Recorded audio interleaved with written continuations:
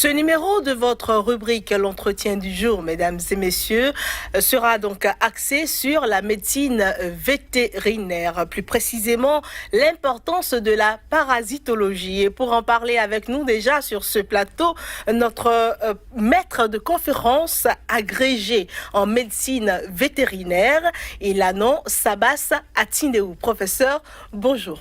Bonjour, Madame Sakramé. C'est un plaisir de vous recevoir sur le plateau de Sika Télévision. Plaisir partagé. Et un plus grand plaisir encore quand on sait que vous revenez fraîchement avec votre diplôme d'agrégation. C'est vrai, je suis un tout nouvel agrégé de médecine vétérinaire dans la spécialité parasitologie.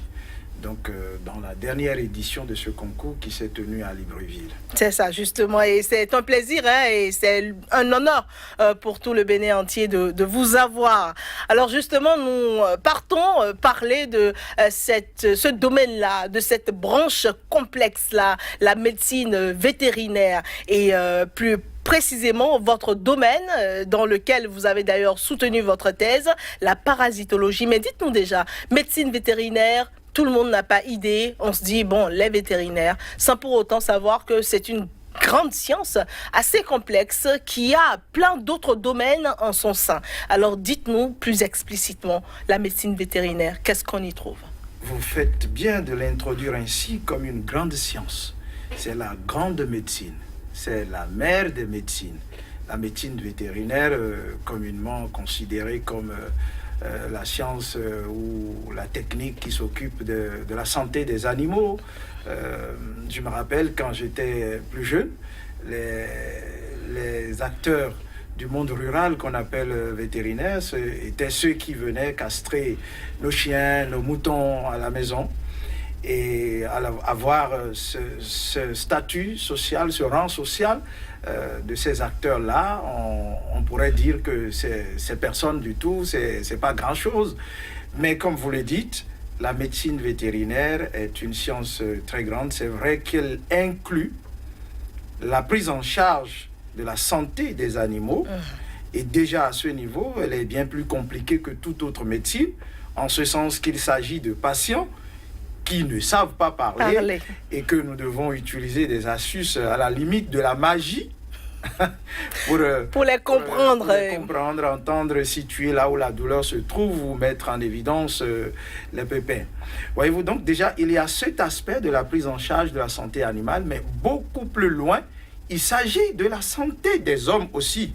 Non pas seulement parce que les hommes sont avant tout des animaux, mais parce que les hommes cohabitent avec les animaux. Sont en interaction. En interaction, sur tous les plans.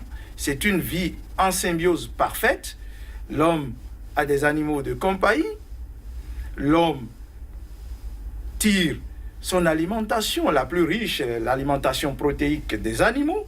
Et donc, il n'y a pas moyen pour l'humanité d'éviter les animaux.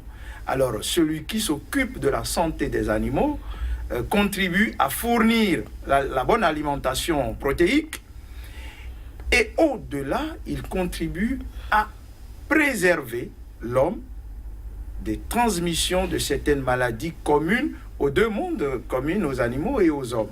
On parle en ces termes de zoonose, j'espère qu'on aura l'occasion. Absolument, avec plaisir. Parce que c'est le domaine de la médecine vétérinaire qui me passionne le plus et quand on va en détail, comme vous le dites, un groupe de pathogènes en particulier qui causent des nuisances aux animaux et aux hommes s'appelle parasites. En fait, ces pathogènes, ces êtres vivants n'étaient pas volontairement ou gratuitement méchants. Ils veulent vivre et leur vie doit dépendre de la vie d'autres organismes, en général plus supérieurs à eux. Et dans ce processus de vie, aux dépens d'organismes supérieurs, ils viennent à causer certaines nuisances, d'où leur pathogénicité. Et c'est ces aspects, donc justement, de ces parasites que je m'occupe dans ma science, qui me passionne. C'est ça. Qui m'amène sur votre plateau. Et c'est un plaisir de vous recevoir. Alors justement, vous l'avez su si bien dit, contrairement à ce que l'on pourrait penser, la médecine humaine n'est pas parallèle à la médecine vétérinaire. Les deux se tiennent. On peut le dire, même si, en gros, les médecins de la santé humaine il y a une guéguerre. Il y a toujours eu une guéguerre entre... Oui, c'est ça. L'homme est un animal prestigieux. C'est un animal aussi orgueilleux qu'il veut nier sa nature. Oui, il y a... Bon, c'est une guerre gentille. Hein? Quelqu'un a l'impression d'être le soigneur de l'être le plus grand sur la terre, le plus fort sur la terre. L'homme. Et il pense, donc peut-être à raison, qu'il exerce un pan de la médecine la plus importante, mais c'est oubliant le fait que déjà l'homme est un animal et que le médecin vétérinaire, soigne l'humanité pendant que le médecin soigne un homme.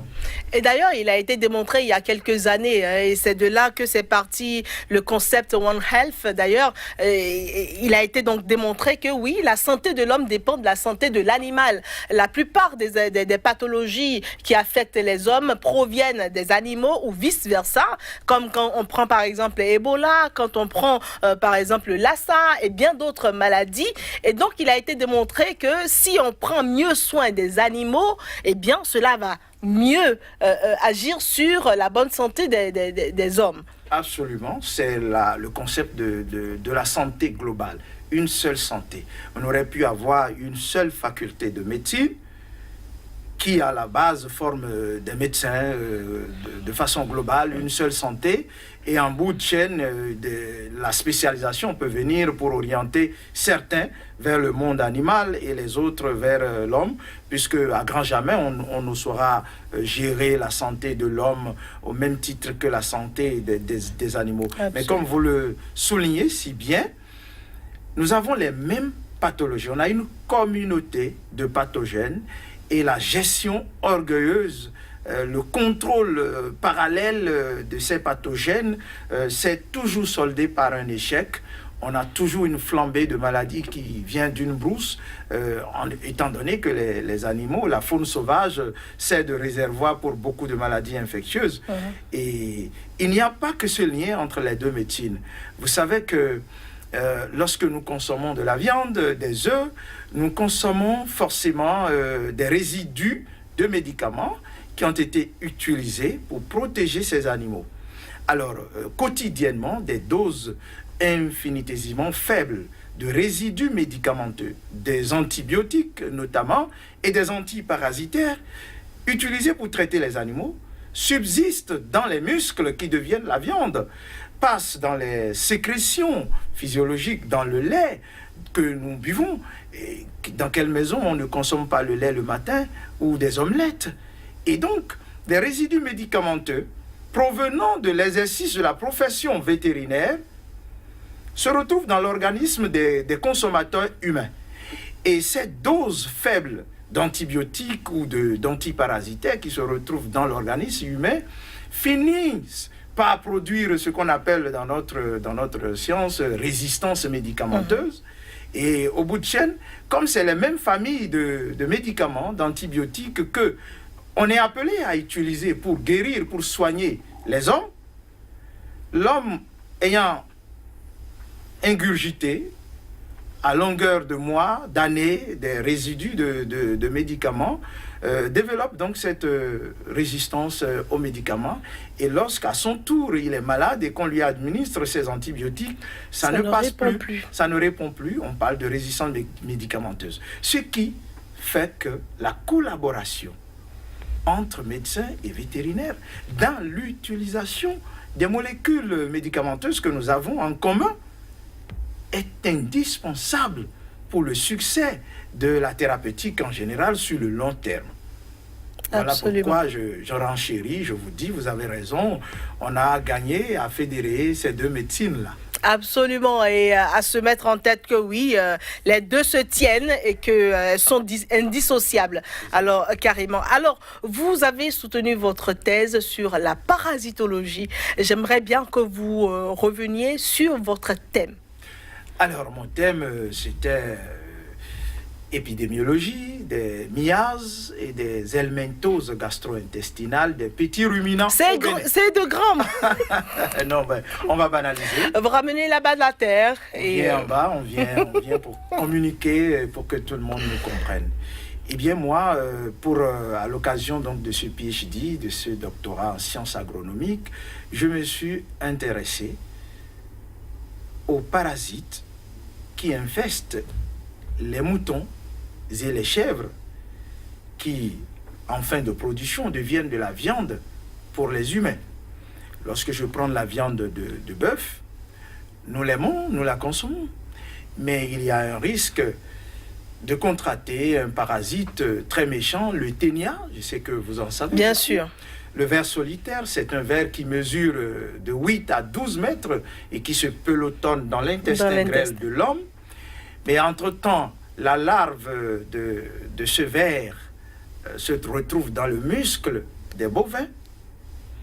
C'est Sticercus bovis qui va, à l'occasion donc de l'ingestion de viande par les humains, ils vont alors ingérer ces larves qui vont finalement se développer. Mais est-ce que vous voulez dire que ces larves-là échappent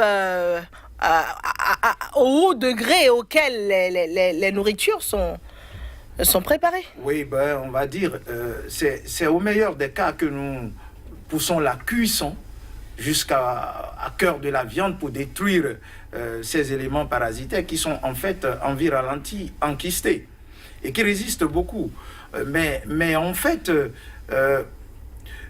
nous n'assurons pas la bonne cuisson. Nous n'assurons pas la bonne cuisson toujours.